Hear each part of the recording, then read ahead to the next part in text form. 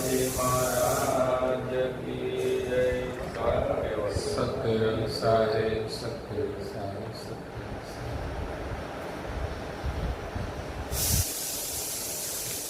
परम गुरु श्रीमद करुणा सागर महाराज श्री रचित पंचम स्वसंवेद यानी पंचम सूक्ष्म वेद जंगम तिलक चिंतामणि स्कंद है तीसरा और चौपाई नंबर है 95।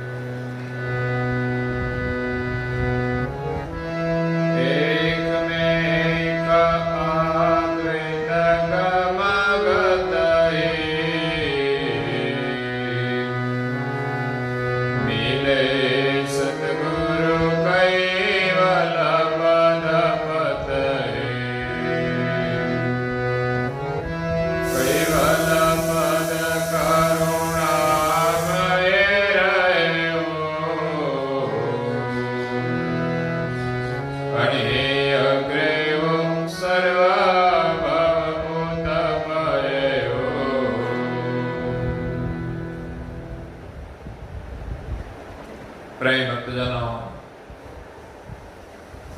ज्ञान संप्रदाय के आद्य स्थापक अनंत ब्रह्मांडाधीश केवल कर्ता के परम विशेष अंश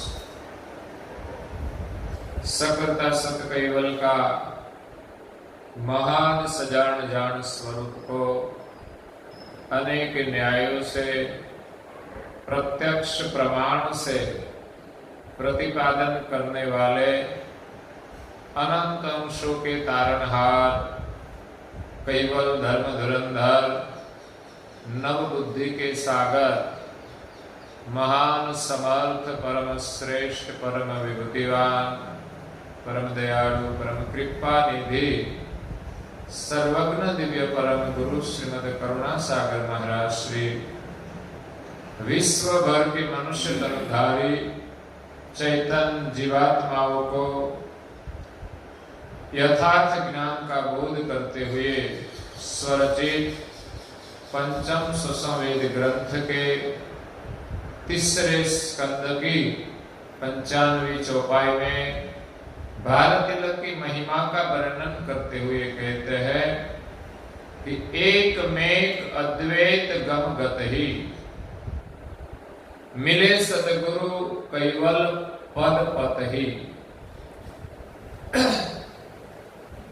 दिव्य परम गुरु जी ने जंगम तिलक चिंतामणि का वर्णन करते हुए कहा कि इस विश्व की उत्पत्ति भाल तिलक गति से हुई है।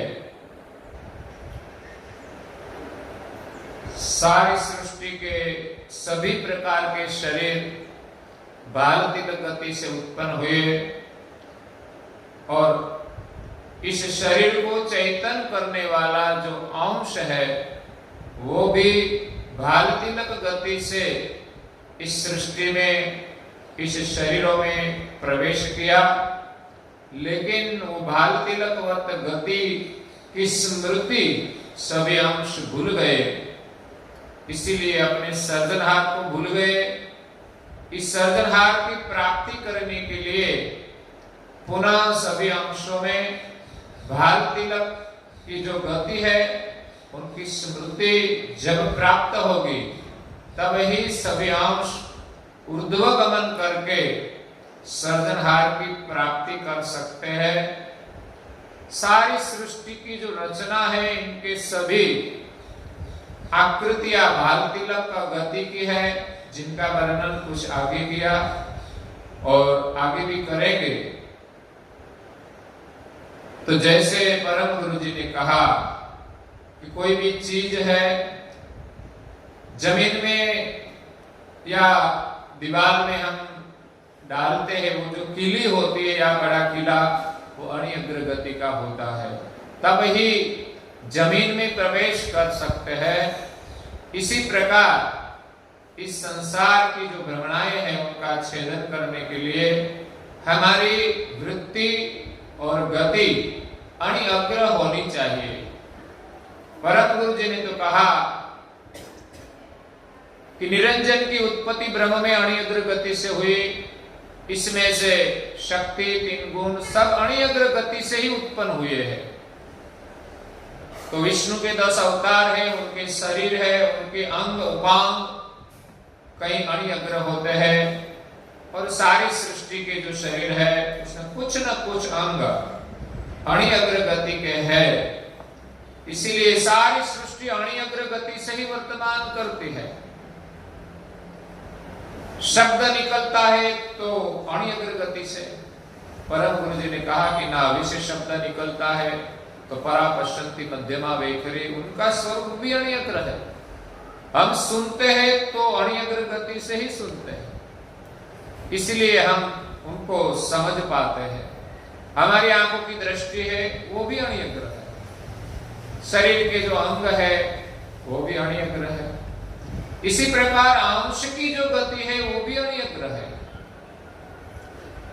तो जैसे किला अणिअग्र है लेकिन अपने आप जमीन में जाता नहीं, इसी प्रकार ये जीव है वो अपने आप परम पद की प्राप्ति नहीं कर सकता। इसीलिए कैवल पद अद्भुत है। संसार में इस पद का अनुभव किसी ने नहीं किया, लेकिन परम पद के रूप में संसार में जो स्थापन हुआ है वो अद्भुत रूप से हुआ है। किसी धाम को अंतिम धाम मानकर, परम धाम मानकर उनका स्थापन परम पद के रूप में किया है। लेकिन परम गुरु कहते हैं कि जो कैवल पद है, सभी अंशों का निज घर, वो संसार में अनजान है और अजन्मा है। उनको पाने के लिए हमें बीच में समर्थ परम गुरु की आवश्यकता है। इसलिए कहा कि संसार में हो सदगुरु सामर्थ जग माही। इस संसार में सदगुरु महासमर्थ है, तेहु तोलना सरवर कोहु नाही। जिनके समान संसार में और कोई नहीं है, ताहि ते सकल सदगुरु करो खोजा। इसलिए सर्जनहार की हमें प्राप्ति हो, ऐसे समर्थ सदगुरु की खोज करे। बिनहु मोक्ष वृथा क्यों खुओ रोजा। मोक्ष की गति के बिना इस संसार में क्यों ऐसे व्यर्थ दिन आप सब गवाते हैं। रोजा मतलब रोज। हम कहते हैं आज मजदूरी की तो एक रोज हुआ। मुस्लिम बंधु उपवास करते हैं तो उनको रोजा कहते हैं, एक दिन का उपवास तो रोजा। इसलिए हमारे एक एक दिन मोक्ष के पुरुषार्थ के बिना हम गवा देते हैं। इसीलिए परम गुरु जी कहते हैं कि संसार में आप ऐसे समर्थ सदगुरु की खोज करो जो समर्थ है, जिनके सरवर संसार में और कोई है ही नहीं।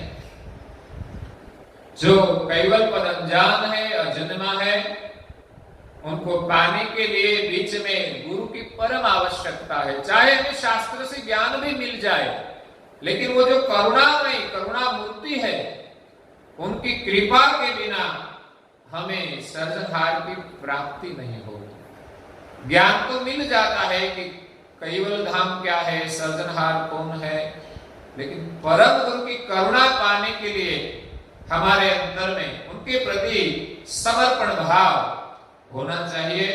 और गुरु करुणा से ही संसार की जो माया है, उनके आवरण है, वो दूर हो सकते हैं। एक है जग जंजाल। ये संसार की जो माया है, पदार्थ है, संबंधी है, ये सब माया के संबंध है। इस जंजाल को जग जंजाल कहते हैं। दूसरी है देव जंजाल। यहां से छूट जाए तो आगे दैवी धाम है, उनकी माया है, वहां से हम नहीं छूट पाते। और तीसरी है ब्रह्म जंजाल। जो ब्रह्म भूमिका है, उनको सार मान के कहीं महापुरुष वहां भी रुके हैं, तो वो भी एक जंजाल माना जाता है। इस सर्जनहार को पाने के बीच में 3 जंजाल है, जग जंजाल, देव जंजाल और तीसरी बहुत बड़ी है और गहन है। यहां से कई महापुरुष निकल जाते हैं, कई भक्त निकल कर देव धाम में पहुंच जाते हैं, लेकिन कोई कोई भक्त ऐसे होते हैं जो देव धाम की भी आशा नहीं रखते और आगे बढ़ते हैं। तो देव जंजाल से मुक्त होकर देव की आशा से क्या होता है? देव धाम का सुख मिलता है, या तो देव की उपासना से हमें संसार का सुख मिलता है, परम मोक्ष की प्राप्ति नहीं होती। और देवी धाम जो है वो सब मिटने वाला है, ऐसा शास्त्रों में भी कहा है। और परम गुरु तो कहते हैं कि 14 लोक की रचना है, वो सृष्टि के अंत तक कई बार प्रलय होता है, कई बार सर्जन भी होता है, इसलिए वो अखंड नहीं है और वहां के सुख में भी संतोष नहीं है। इसीलिए कई महापुरुष उनको भी छोड़कर आगे बढ़े। उनके पास ब्रह्म का जो लक्ष्य था अकर्ता ब्रह्म है, इसीलिए सर्जनहार की प्राप्ति उनको नहीं हो सकती। वो चाहे जन्म मरण में नहीं आते, लेकिन वो परम धाम में भी नहीं जा सकते, इसलिए बीच में रहते हैं। तो सर्जनहार की प्राप्ति करने के लिए ये ब्रह्म जंजाल है, उनको तोड़ने के लिए हमारे पास सर्जनहार का ज्ञान होना चाहिए, सर्जनहार के समझ होनी चाहिए, जिनको सकलता सिद्धांत कहते हैं, कि जिसमें सर्जनहार की स्थापना होनी चाहिए। संसार में भिन्न भिन्न मत है, इसमें कर्ता की जो रचना है उनमें से जो ईश्वर है उनकी स्थापना कर्ता के रूप में की है, लेकिन वो वास्तविक कर्ता नहीं है, कार्य की कर्ता है। अगर तो हम कहते हैं कि कर्ता का 3 रूप है, एक तो एक शरीर में जो अंश है इनसे ही सब क्रिया होती है, तो वो भी कर्म का कर्ता है। अंश के बिना कोई कर्म नहीं होता, तो ये सब कर्म कौन करते हैं? तो कई महापुरुष मानते हम करते हैं, हम ही करता है, हमारे बिना हो नहीं सकता। तो अंश करता है, लेकिन कर्म का करता है, विश्व का करता नहीं है। दूसरा कर्ता हम देवों को मानते हैं, तो वो भी कुछ काम तो ब्रह्मांड में करते हैं, तो उनको कर्ता माना जाए तो वो अमल के करता है कि सर्जनहार ने कुछ विभूतियां देकर जो ब्रह्मांड में उसको स्थान दिया है और वो भी कार्य कर सकते हैं, तो उनका कार्य व्यापक है।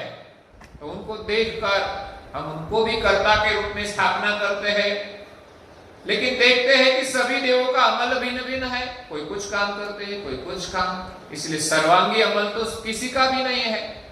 निरंजन पुरुष का अमल विश्व में माना जाता है कि इनसे ऊपर और देव कोई नहीं है, इसीलिए देव सृष्टि में सबके देव के सिर पर एक निरंजन है, लेकिन सृष्टि उत्पत्ति और उनका जो अमल है वो सब पर नहीं उनका होता, इसीलिए उनके सिर पर भी सर्जनहार की सत्ता है। वो जो अमल चलता है निरंजन का, वो खुद का नहीं है, लेकिन और का दिया हुआ है। इसलिए सारी सृष्टि पर एक सर्जनहार की सत्ता है, जिनको स्वराज कहा जाता है, और उत्पन्न करने की जो सत्ता है वो भी सर्जनहार की है। लेकिन ऐसे देखते हैं कि निरंजन से कुछ उत्पत्ति हुई है, तो वहां तक जो पहुंचे हैं वो मानते हैं कि निरंजन सर्जनहार है, और कुछ काम 3 गुण से होता है तो वो मानते हैं कि 3 गुण करता है। और कई देव भी हमारा काम करते हैं, हम उनके मंत्र जप करें, उनकी आराधना करें तो हमारा लौकिक कार्य होता है। तो कार्य करने के लिए हमें लगता है कि यही हमारा कर्ता है। इसी प्रकार सगुण में अनेक कर्ता की स्थापना हुई है, और ब्रह्म को भी मानते हैं कि ब्रह्म से सृष्टि उत्पन्न हुई है, इसलिए कारण रूप ब्रह्म माना जाता है। लेकिन आखिर वेद ने जो ब्रह्म के लिए प्रतिपादन किया है कि ब्रह्म अकर्ता है, निष्क्रिय है, भावाभाव से रहित है। ब्रह्म में सर्जन करने का भाव नहीं है तो कर्ता कैसे माना जाए? फिर भी ब्रह्म से निरंजन की उत्पत्ति हुई और ब्रह्म एक आनंद है, इसलिए वो परम भूमिका है। इसलिए सब महापुरुष ने उसका अंतिम स्थान माना कि ब्रह्म ही सचराचर व्यापक है, परमेश्वर है। लेकिन ब्रह्म के पार सर्जनहार है, प्रकाशक है, और उनका जो धाम है वो सृष्टि में अनजान है। कैवल पद सदगुरु नहीं भिन्नो, ये जो कैवल धाम है वो सदगुरु से भिन्न नहीं है, वो सदगुरु का स्वरूप है। जो समस्त ब्रह्मांड में जो सचराचर व्यापक ब्रह्म है, सच्चिदानंद रूप सौम्य ब्रह्म, वो सदगुरु का रूप है, वो परम धाम से भिन्न नहीं है। तो उनकी जो जान जिनको है वो सदगुरु की गति में आते हैं। तो परम गुरु करुणा सागर जो परम विशेष अंश है, उसने ये जो व्यापक ब्रह्म का देह धारण किया है, वो उनका दिव्य देह है। इसीलिए सर्वज्ञ गति परम गुरु की है, जो सर्जनहार की सर्वज्ञ दृष्टि है वो परम गुरु का स्वरूप है। इसलिए कर्ता और सदगुरु दो अभिन्न आदि से अनादि से इस सृष्टि में है। तो इस सृष्टि का सृजन जो सर्जनहार ने किया है वो सर्वज्ञ गति परम गुरु के पास है। क्यों कि सर्वज्ञ जो गति है, सर्वज्ञ जो सजान जान है वो एक ही है। वो परम विशेष अंश परम गुरु को देह प्राप्त होगा सर्वज्ञ सजान जान कर्ता का। इसलिए कर्ता की सर्वज्ञ सजान जान और परम गुरु का दिव्य देह है, इसलिए वो दोनों अभिन्न है। दोनों की जो जान है, समझ है, गति है, वो अभिन्न है। परम विशेष अंश के रूप में परम गुरु वो परम विशेष अंश है और सर्जनहार वो उनके कर्ता है। वो दो रूप है, लेकिन उनकी जो गति है वो अभिन्न है। इसीलिए परम गुरु विश्व में आकर सभी अंशों को सर्जनहार का ज्ञान देते हैं और गति प्रदान करने का अधिकार भी सर्जनहार ने परम विशेष अंश परम गुरु को प्रदान किया है। इसीलिए परम विशेष अंश परम गुरु का जो अंग है, अंश स्वरूप उनकी जो जान है वो सर्वज्ञ है। सर्जनहार का अंग सर्वज्ञ है एक ही, और दूसरा अंग है वो अल्पज्ञ है, जिसमें सामान्य अंश सृष्टि के उनका अंग अल्प है, इसीलिए वो अपने रूप को भूल जाते हैं। संसार की माया का आवरण अल्पज्ञ अंग को लगता है, इसलिए उनकी स्मृति भूल जाते हैं, उनको अल्पज्ञ कहते हैं। सर्वज्ञ जिसको सभी प्रकार का ज्ञान है उनकी स्मृति है। तो यहाँ सामान्य अंश जो 84 लाख प्रकार के शरीर में है, उनसे लेकर ब्रह्मा विष्णु महादेव कीट पतंग निरंजन तक ये अंग अल्पज्ञ है। इसीलिए सभी अंशों को स्वरूप का विसर्जन होता है।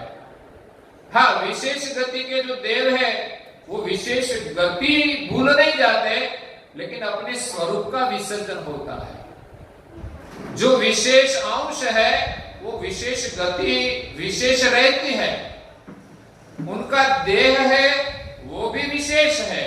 इसीलिए ब्रह्मांड में विशेष कार्य करने की क्षमता नहीं वो भूलते, लेकिन अपने स्वरूप का विसर्जन होता है। तो अब मैं कौन हूं और मेरा कर्ता कौन है वो भूल जाते हैं। तो ब्रह्मांड में बाद में सर्जनहार की विस्मृति हो जाती है, तो छोटे जीव बड़े जीव को ईश्वर मानते हैं। चाहे वो सामान्य अंश हो, हम सब सामान्य हैं, लेकिन हमारे में से कोई साधना और तपस्या करके बड़े हो जाए तो हमारे लिए वो ईश्वर बन जाते हैं।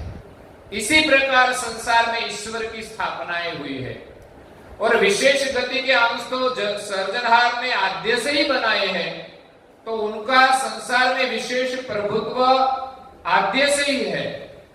इसलिए जीव गति के जो जीव है वो विशेष गति के अंशों को ईश्वर यानी परमेश्वर मानते। ईश्वर तो है ही जिसमें ऐश्वर्य है, लेकिन परमेश्वर जो बदानशील पर है, परम ईश्वर, परम तत्व है, तो जीव गति के अंश ईश्वर को परमेश्वर मान लेते हैं।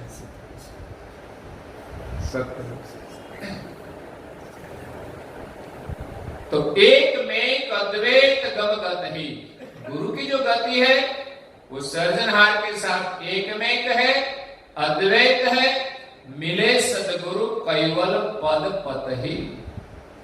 ऐसे सदगुरु जब मिले तब हमें कैवल पद की प्राप्ति होती है, और कैवल पद में विराजमान सर्जनहार की प्राप्ति होती है। क्यों? कि कैवल पद सदगुरु नहीं भिन्नो। जो परम धाम है उनसे सदगुरु या तो परम गुरु की गति भिन्न नहीं है। वो संसार में आते हैं लेकिन उनका अंग सर्वज्ञ है, इसलिए उनको कभी संसार की माया का स्पर्श नहीं होता और स्वरूप का विसर्जन नहीं होता, और उनकी जो गति है वो परम पद से अभिन्न है। इसीलिए ऐसे सदगुरु मिले तब हमको कैवल पद की प्राप्ति होती है, परम पति की प्राप्ति होती है। वो कैवल पद करुणामय रहे। कैवल पद की गति भी अपार करुणामय है। जैसे बारिश जो सघन है बादल, वो करुणामय है और उनका स्वभाव बरसना है। उनकी करुणा से बारिश होती है। इसी प्रकार कैवल धाम, कैवल पद वो करुणामय अखंड है। अणि अग्रेव सर्वभव उत्पयेहु। इस करुणामय कैवल धाम से, अणि अग्र गति से संसार की उत्पत्ति हुई है। यह वर्णन चलता है तिलक की महिमा का, और जंगम तिलक चिंतामणि, उनके पहले दूसरे स्कंद में परम गुरु जी ने 11 चौपाई के अंदर स्थावर तिलक चिंतामणि का वर्णन किया कि जितनी भी स्थावर जाति है उनके बीज से उनका उदय, अंकुर जो निकलता है वो अणि अग्र से निकलता है। इसमें अंश आता है वो भी अणि अग्र गति से आता है। बाद में पेड़ पौधे जो बड़े होते हैं वो उनकी गति जो आगे बढ़ती है वो अणि अग्र गति से ही आगे बढ़ती रहती है। इसमें से अलग अलग छोटी बड़ी डालियां निकलती है वो अणि अग्र से, उनके पत्ते भी अणि अग्र होते हैं, किसी के कांटे होते हैं वो अणि अग्र होते हैं, किसी के फूल उनकी पत्तियां होती है वो भी अणि अग्र होती है, उनके मूल जमीन में जो प्रवेश करके आगे आगे बढ़ता है वो भी अणि अग्र गति से, इसमें जल प्रवेशता है वो भी अणि अग्र गति से। मतलब के स्थावर जाति जो वर्तमान करती है वो अणि अग्र गति से। इसीलिए परम गुरु ने भाल तिलक दिया है, वो सिर्फ ललाट में धारण करने के लिए नहीं, लेकिन सारी सृष्टि अणि अग्र गति से वर्तमान करती है। तो ये अंश इस संसार में आया है और अपने को भूल गया है, अपना निज घर भूल गया है। वो निज घर पे जाने के लिए अंश को अणि अग्र गति की आवश्यकता है। तो उनकी स्मृति के लिए हम ललाट में भाल तिलक धारण करें और इस ज्ञान से हमें अणि अग्र गति प्राप्त होती है। तो जंगम जाति का जब वर्णन करते हैं तब दिव्य परम गुरु सारी सृष्टि उत्पन्न कैसे हुई वहां से शुरुआत करते हैं, क्योंकि जंगम जाति में तो सारी सृष्टि के सभी जीव आते हैं। पहले तो ये जंगम जाति के जीव की शरीरों की उत्पत्ति कैसे हुई, तो ब्रह्म से निरंजन की उत्पत्ति से लेकर सारी सृष्टि के सभी शरीर उत्पन्न हुए। उनके जो बीज बुद्ध और बीज है वो भी अणि अग्र गति के है। इसीलिए उनको जब भी सजीवन वृत्ति का पोषण मिलता है तब इस बीज बुद्ध से घाट का जो निर्माण होता है वो अणि अग्र गति से ही आगे बढ़ता है। तो इसी प्रकार सभी प्रकार के शरीर अणिअग्र गति से उत्पन्न हुए हैं। ये जंगम तिलक चिंतामणि में दिव्य परम गुरु जी भाल तिलक की महिमा का वर्णन करते हैं। आगे कहते हैं, हे भाल तिलक चिन्ह सब तनु जाए, हे सकल जीव चराचर जनाए, निज चैतन देह अद्वय विकारो, तिलक भाल तना सब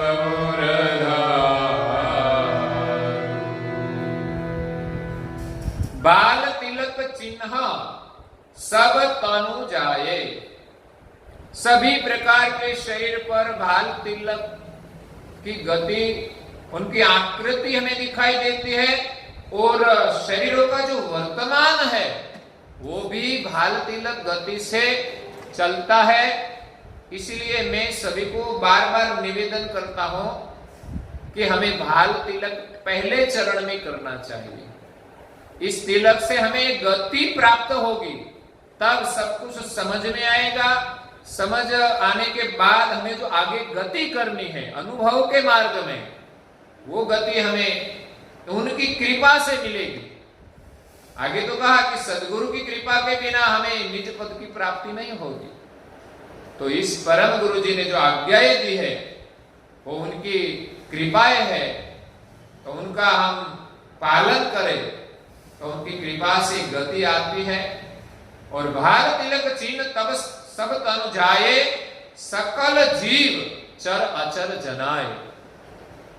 स्थावर और जंगम जाति के जो शरीर है वो सब भाल तिलक गति से हम दिखाई देते हैं और वर्तमान करते हैं। निज चैतन देह आद्य अविकार, निज चैतन जो अंश है उनका जो देह मतलब स्वरूप, वो सृष्टि की आद्य से अविकारी है। और तिलक भाल तन सब उर्धारु, सभी के अंतर में ये भाल तिलक की गति धारण की है। इसीलिए तो वो ये ब्रह्म भूमिका में इस सृष्टि में आए भाल तिलक गति से। अगर वो भाल तिलक की जो गति है, उनकी जो स्मृति है वो रही होती तो हम निज घर वापस जा सकते, लेकिन प्रकृति के व्यवहार में हमारी जो गति थी वो विसर्जन हुई। जैसे हम कुछ काम करने के लिए साधन रखते हैं, खेती करनी हो या कुछ और काम करने के लिए हमारे जो साधन होते वो अणिअग्र होते हैं, लेकिन वो खेती काम में चलते हैं तो उनकी अणी है वो कुंठित तो होती है, तो फिर निकालनी पड़ती है। वैसे संसार के कार्य में हमारे जो अणिअग्र गति है, जो बुद्धि है वो कुंठित हुई है। सर्जनहार ने अंश को अणिअग्र गति प्रदान की है। वो अणिअग्र में आरत है, अक्ल है, सुरता है, नुरता है, वो सब सर्जनहार के साथ हमारी एकता थी, वो अणिअग्र गति थी। वो संसार के व्यवहार में ऐसी लग गई कि हम सर्जनहार को भूल गए। तो हमारी जो अक्ल है, बुद्धि है, वो संसार के व्यवहार में कुंठित हो गई। ऐसे तो धर्म के साथ, न्याय के साथ हमें संसार में व्यवहार किया होता तो कोई दिक्कत नहीं थी, लेकिन संसार के प्रलोभन में, स्वार्थ में इस प्रकार का वर्तमान किया कि इसमें हम प्रपंच भी करने लगे। राग द्वेष, हर्ष शोक, काम क्रोध, इस प्रपंच से हमारी बुद्धि कुंठित हो गई। सर्जनहार ने जो अक्ल दी थी शुद्ध, वो कुंठित हो गई। यहाँ की जो बुद्धि है वो तो स्वार्थ की बुद्धि है, लौकिक बुद्धि है। मरम लहे क्यों सबूत बुद्ध बिन, विभग बुद्ध के वेता, एक बुद्ध के अनंत भागगत, तब ते सकल अचेता। मर्म लहे क्यों? सर्जनहार का मर्म क्यों लहे? क्यों कि उसका मर्म पाने की जो बुद्धि थी वो तो संसार के व्यवहार में चली गई। मर्म लहे क्यों सबूत बुद्ध बिन विभग बुद्ध के वेता, क्योंकि यहां बुद्धि का अनेक भाग हो गया, अनेक कार्य में विसर्जित हो गई। जो एक बुद्धि होनी चाहिए वो अनेक टुकड़ा हो गया। इसीलिए इस बुद्धि से हम सर्जनहार का अविलोकन नहीं कर सकते। विभग बुद्ध के वेता, एक बुद्ध के अनंत भागगत, तब ते सकल अचेता। तो देव भी संसार का व्यवहार करते हैं तो उसकी बुद्धि इसमें भी कुंठित हो जाती है। देव गति है कि देव का कार्य तो करते हैं, लेकिन सर्जनहार की गति का विसर्जन उनको भी हुआ है। इसीलिए भाल तिलक गति से सभी अंश इस संसार में आए, सभी शरीरों में प्रवेश किया, और अंश का जो रूप है वो भी भाल तिलक गति युक्त है। तिलक भाल तन सब ऊर्धारु, सभी अंशों ने अपने हृदय में ये गति धारण की है। वो आद्य से अविकारी है, लेकिन उसका जो विसर्जन हुआ है, उनकी पुनः जो स्मृति दी जाए तो फिर वो गति उनको प्राप्त होती है। इसीलिए यहां परम गुरु जी अंत में कहते हैं, हे प्रकार सार्व सर्व खोजो, हरि अग्रवतना सकला सरोजो, यही अनुभव पंडित मम संतो, खट दर्शन सुनो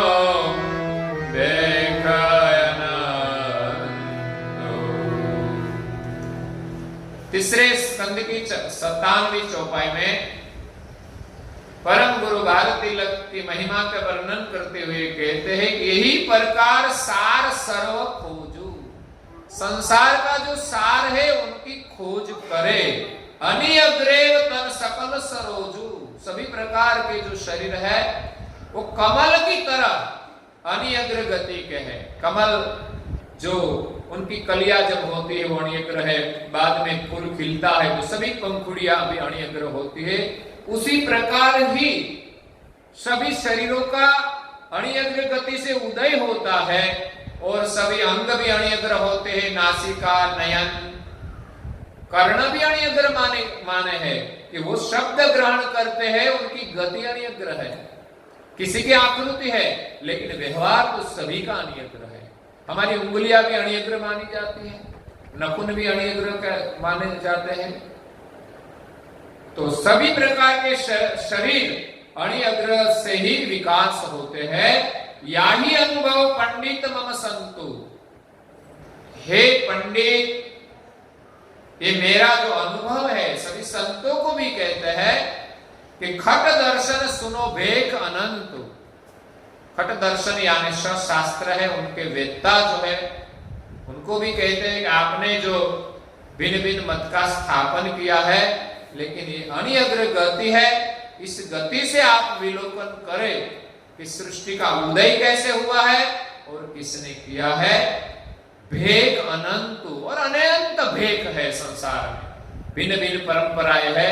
उन सभी को परम गुरु जी ज्ञान देते हुए कहते हैं कि आप सब सुने। तो आगे परम गुरु जी इस बाल तिलक की महिमा का और भी वर्णन करते हैं।